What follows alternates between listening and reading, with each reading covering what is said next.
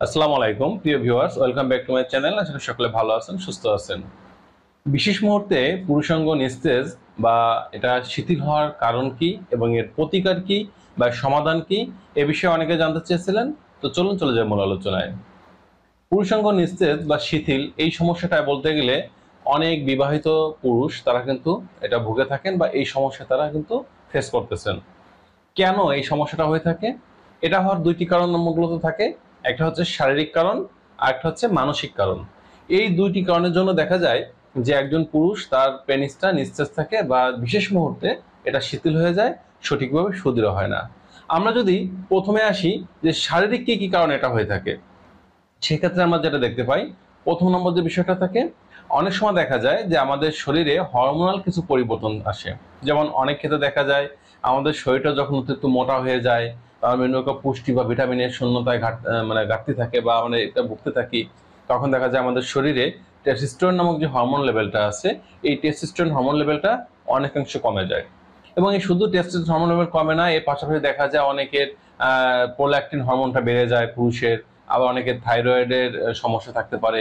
আবার অনেক সময় দেখা যায় যে অনেকে বেশি পরিমাণে যে তাদের প্রোল্যাক্টিন হরমোন উৎপাদন হওয়ার কারণে তাদের যে পেনিসের উত্তেজনা অনেকাংশ কমে যায়। এগুলো কিছু কিছু বিষয় থাকে। এছাড়া দেখা যাচ্ছে অনেকের হার্টের প্রবলেম থাকে, হাই প্রেশার থাকে, হাই ব্লাড প্রেশার, এই সমস্যা ভুগতে থাকেন। অনেক সময় দেখা যায় যে অনেকের ডায়াবেটিস নামক যে একটা ঘাতক ব্যাধি রোগ, এই ডায়াবেটিসে আক্রান্ত হন, সুগারের পরিমাণটা ঠিক থাকে না, সুগারের পরিমাণটা বৃদ্ধি পেয়ে যায়। এছাড়া দেখা যায় যে হার্ট এবং নার্ভের যে সমস্যাগুলো এটা থাকে। এই সকল কারণে দেখা যায় যে একজন পুরুষের কিন্তু পেনিস অনেকটা নিস্তেজ থাকে। তাছাড়া অনেক পুরুষ আছে দেখা যায় তাদের ঘুমের সমস্যা থাকে। ঘুমের সমস্যা দূর করার জন্য, নিয়মিত ঘুমানোর জন্য অনেক ঘুমের মেডিসিন খান। যারা দীর্ঘদিন ধরে ঘুম হওয়ার জন্য মেডিসিন সেবন করে ঘুমাচ্ছেন, তাদের কিন্তু সেক্সুয়াল যে প্রবলেম এটা দেখা দিবে, অর্থাৎ তাদের পেনিসের সুদৃঢ়তা নষ্ট হয়ে যাবে। পেনিস কিন্তু আগের মতো আর সঠিকভাবে দাঁড়াবে না বা এই সমস্যা থাকবে। এটা হচ্ছে কিছু মেডিসিনের পার্শ্ব প্রতিক্রিয়া। তাছাড়া অন্যান্য আরো অনেক মেডিসিন আছে, যে মেডিসিনগুলো খাওয়ার কারণে তার পার্শ্ব প্রতিক্রিয়াজনিত কারণেও কিন্তু পেনিসের শিথিলতা বা নিস্তেজতা চলে আসে। আরেকটা বিষয় হচ্ছে যে শারীরিক যে সমস্যার মধ্যে অন্যতম একটা সমস্যা, অনেক সময় দেখা যায় আমরা অনেক পুরুষ আছি যে বিভিন্ন বিকৃত যৌনাচারে লিপ্ত হই। তার মধ্যে অন্যতম হচ্ছে অতিরিক্ত মাত্রায় হস্তমৈথুন বা মাস্টারবেশন। এবং অনেক সময় দেখা যায় অনেকে সমকামিতা, বহুকামিতা, বিষমকামিতা, পর্ন ফিল্মের প্রতি আসক্তি, এই সকল বিষয়ে আমরা জড়িয়ে যাই।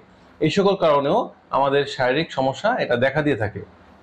আরেকটা বিষয় হচ্ছে, অনেক সময় দেখা যায় আমরা বিভিন্ন সময় দুর্ঘটনায় আক্রান্ত হই, অথবা দেখা যাচ্ছে আমাদের শারীরিক প্রচন্ড অবনতি হয়। এই সকল কারণেও কিন্তু আমাদের পেনিসটা আগের মতো স্বাভাবিকভাবে সুদৃঢ় হয় না, শক্ত হয় না। এবার আসি মানসিক কি কি কারণ থাকে। মানসিক কারণগুলোর মধ্যে অন্যতম থাকে, সেটা হচ্ছে ফার্স্টে যে বিষয়টা বলবো, যে আত্মবিশ্বাসটা হারিয়ে ফেলা। অর্থাৎ একজন পুরুষ যখন প্রতিবার ফেইলিয়ার হয়, প্রতিবার স্ত্রীর কাছে যাচ্ছে, প্রতিবার ফেইলিয়ার হচ্ছে, তখন তার ভিতরে যে আত্মবিশ্বাস এটা ভেঙে যায়, এটা নষ্ট হয়ে যায়। সে মনে করে যে আমি মনে হয় এবারও পারবো না, স্ত্রীর কাছে যাওয়া মাত্র বীর্যপাত ঘটে যাবে বা আমার পেনিসটা সুদৃঢ় হবে না, পেনিসটা শক্ত হবে না। এই যে যে নেগেটিভ সিগন্যালটা তার ব্রেনকে সে দিয়ে দিচ্ছে, যার কারণে পরবর্তীতে দেখা যাচ্ছে যে তার পেনিসটা আসলে সুদৃঢ় হচ্ছে না, এটা নিস্তেজ থাকতেছে বা তার ইরেকটাইল ডিসফাংশন এটা দেখা দিচ্ছে, বিশেষ মুহূর্তে নরম থাকতেছে। এটা হচ্ছে একটা কারণ। আর একটা হচ্ছে, যদি তার পার্টনারের কাছ থেকে সে অসহযোগিতামূলক আচরণ পায়, অর্থাৎ দেখা যাচ্ছে যে পুরুষ হিসেবে যিনি আছেন তার পেনিসে নাজুকতা থাকতে পারে, কিন্তু এই অবস্থায় তার স্ত্রী বা তার যে পার্টনার আছে সে যদি ভৎসনামূলক কথা বলে, তাকে যদি আহ, এমন কোনো খোঁচা মারার কথা বলে যেটা তার জন্য কষ্টদায়ক ব্যাপার, তাহলে ওই সময়টায় তার পেনিসটা আরো নিস্তেজ হয়ে যায়। অর্থাৎ সে যদি সহযোগিতার পরিবর্তে অসহযোগিতামূলক আচরণ পায় তার পার্টনারের কাছ থেকে, তাহলে কিন্তু তার এই যে নিশ্চিততা পুরুষাঙ্গের এটা দেখা দেয়।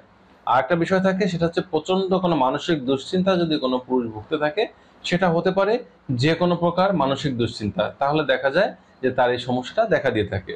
এবারে সে প্রতিকার করব কিভাবে, আমরা সমাধান করব কিভাবে? আসলে প্রতিকার বা সমাধান যদি করতে হয়, তাহলে আমাদের যে বিষয়টা মাথায় রাখতে হবে, সর্বপ্রথম বিষয়টা হচ্ছে আমাদের নিয়মিত খাবার খেতে হবে, নিয়মিত ঘুমাতে হবে, নিয়মিত 30 থেকে 40 মিনিট ফিজিক্যাল এক্সারসাইজ করতে হবে বা হাঁটাহাঁটি করতে হবে। এর পাশাপাশি যেটা করতে হবে, আমাদের খাবারে ব্যাপক পরিবর্তন আনতে হবে। অর্থাৎ আমরা যে গতানুগতিক দ্বারা খাবারটা খাচ্ছি, এই খাবারে পরিবর্তন আনতে হবে। এই খাবারে বেশি করে সুষম জাতীয় খাবার, বেশি করে আমিষ, ভিটামিন, প্রোটিন, মিনারেল আছে, এই জাতীয় খাবারগুলোকে বেশি প্রাধান্য দিতে হবে। এবং এর পাশাপাশি যেটা করতে হবে, কিছু আমরা বলে থাকি সেক্স থেরাপি। এই সেক্স থেরাপিটা আমরা যখন দেই কোনো দম্পতিকে, তখন এখানে যে বিষয়গুলো থাকে তার মধ্যে অন্যতম হচ্ছে যে দুজনকে বোঝানো। সেক্স থেরাপি মানে বোঝায় বোঝানো, অর্থাৎ স্বামী স্ত্রী যখন আপনারা দেখা যাচ্ছে যে আপনাদের হাজব্যান্ডের পেনিস নিস্তেজ থাকবে বা সঠিকভাবে সতেজ থাকবে না, সুদৃঢ় হবে না, তখন স্ত্রী হিসেবে যে কাজটা করবেন সেটা হচ্ছে যে সব সময় ফোর প্লেতে বেশি সময় নেবেন। স্বামী স্ত্রী দুজন দুজনের যে স্পর্শগত অঙ্গগুলো আছে, বিশেষ করে এই স্পর্শগত অঙ্গ বেশি পরিমাণে আদর, চুম্বন, মর্দন এই কাজগুলো করবেন। তবে ফার্স্ট স্টেপে যে কাজটা করা যাবে না সেটা হচ্ছে কোনো অবস্থাতেই ফিমেল বা মেল যেই থাকে না কেন তার যে জননাঙ্গ বা আমরা বলি যৌনাঙ্গ, এখানে কোনো প্রকার টাচ করা যাবে না।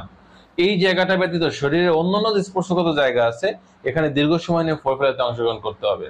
এখানে অংশগ্রহণ অন্তত 8 থেকে 10 মিনিট করার পরে যখন মনে হবে যে না এখন দুজনেই উত্তেজিত, এখন তার দুজনের জননাঙ্গে স্পর্শ করা প্রয়োজন, কেবলমাত্র সেই ক্ষেত্রে দেখা যাবে হাজব্যান্ড তার স্ত্রীর জননাঙ্গে আলতো স্পর্শ দিতে পারবেন, এবং স্ত্রী হিসেবে যিনি আছেন তিনিও চাইলে তখন তার হাজব্যান্ডের যে জননাঙ্গ আছে সেখানে আলতো স্পর্শ, অনুভূতি এগুলো দিবেন, শিহরণ করবেন, শিহরিত করবেন, সে পেনিসটাকে সুদৃঢ় করার চেষ্টা করবেন। এবং এক্ষেত্রে প্রয়োজন হলে আপনি দেখা যাচ্ছে যে হাতে আলতো স্পর্শ দিতে পারেন, আপনি একটু অলিভ অয়েল তেল বা একটু নারকেল তেল মেখে সেটা দিয়ে একটু পেনিসে উত্তেজনা সৃষ্টি করতে পারেন। এবং এইভাবে যখন করবেন, যখন আপনি আপনার ভালো অ্যাটিটিউডটা প্রকাশ করবেন হাজব্যান্ডের কাছে, সহযোগিতামূলক আচরণ করবেন, তখন দেখা যাবে যে অবশ্যই হাজব্যান্ডের নিস্তেজ পেনিসটা সতেজ হবে, সুদৃঢ় হবে। আর এর পাশাপাশি যেটা করতে পারেন সেটা হচ্ছে কিছু ফুড সাপ্লিমেন্ট গ্রহণ করতে পারেন, যেগুলো মেডিসিনের মতো বাট সরাসরি মেডিসিন নয়, যেগুলো খাওয়ার মাধ্যমে আমাদের শরীরে পুষ্টি, ভিটামিনের ঘাটতি দূর হবে, এগুলো করতে পারেন। আর এত কিছু করার পরেও যদি আপনাদের আশানুরূপ উন্নতি না আসে তাহলে কি করতে হবে? বসে থাকা যাবে না, অবশ্যই ভালো একজন রেজিস্টার্ড চিকিৎসকের কাছে যেতে হবে, আপনাদের সমস্যাগুলো বলতে হবে, সমস্যা অনুযায়ী চিকিৎসক যে মেডিসিনগুলো দিবেন, প্রেসক্রাইব করবেন, সেগুলো নিয়মিত খেলে ইনশাল্লাহ দেখা যাবে সমস্যা থেকে মুক্তি পেতে পারবেন। তো এই ছিল আজকের বিষয়। সকলে ভালো থাকবেন, সুস্থ থাকবেন। আজ এ পর্যন্তই। আল্লাহ হাফেজ।